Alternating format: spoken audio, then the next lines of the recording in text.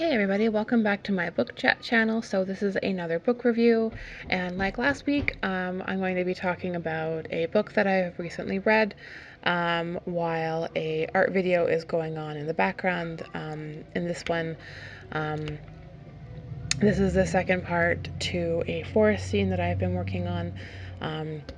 To see the full video in detail, you can feel free to check out my art channel, but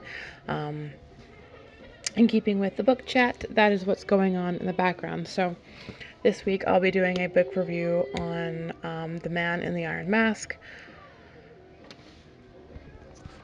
This book was written by, or the version that I'm reading is written by Alexandre Dumas. And most of my video, or most of my review, I will definitely go through what I thought, but a lot of it's going to be in comparison to the movie. Just because it's something I tend to enjoy doing once I've read something that is in connection to a movie that I've seen. So I'll quickly run through the synopsis and then go from there. So, Man in the Iron Mask, Volume 1.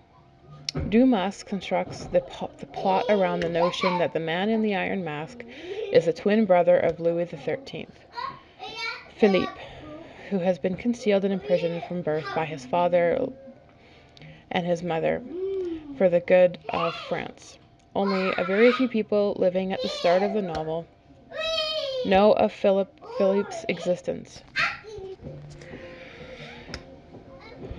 These included his mother and former confidant.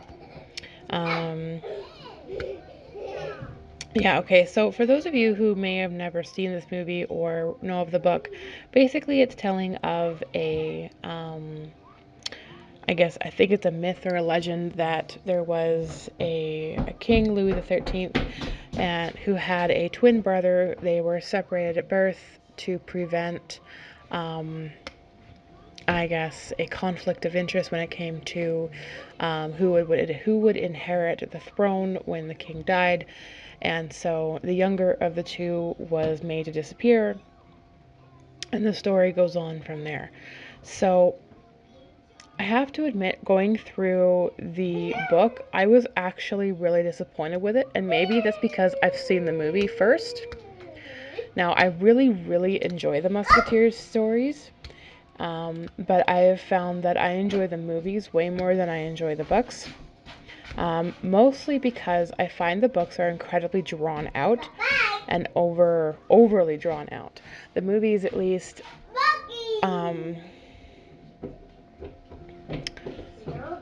condense it fairly well. Like they take the main points of the story and they make a movie out of it. Mostly because they can't fit the entire book into a movie. It's just not possible unless they were to break it up and do multiple movies. So with The Man in the Iron Mask, now again, I'm a big fan of that one. So it has nothing to do with the fact that Leonardo DiCaprio happens to be the king. It just happens to be the fact that I enjoy the story itself. But in the movie, they go on and it's, they explore the fact that the king has a twin, and they end up switching him on the throne, and all's well that ends well. And it's a fairly good movie. Lots of humor, lots of one-liners, and it's one that I watch fairly regularly, more over and over again. But when I got into the book, I was expecting that same story, just maybe a bit more drawn out and more detailed. But that's not exactly what I ended up getting. The book actually barely touched on the Man in the Iron Mask. It barely touched on Philippe as the twin brother. There was, out of the entire story, I think, as I listened to it via audiobook, I think there was a grand total of maybe 10 minutes devoted to him at all. I mean entirely, from the breakdown of who he is, what happened to him, the temporary switch of him being broken out of prison, put on the throne, and then having that fail.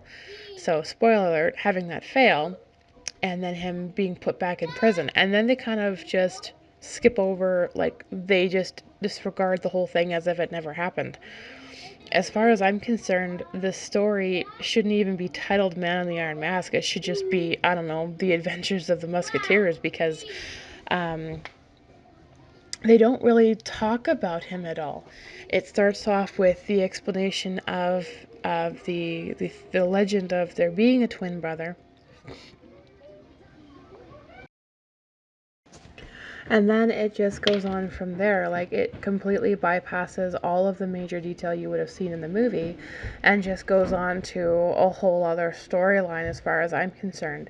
It goes on to talk about other events and mishaps happening within the palace and different correspondence happening within the Musketeers, and then the individual lives and stories of each one of those Musketeer members, and it doesn't really ever go back to what happened to Philippe.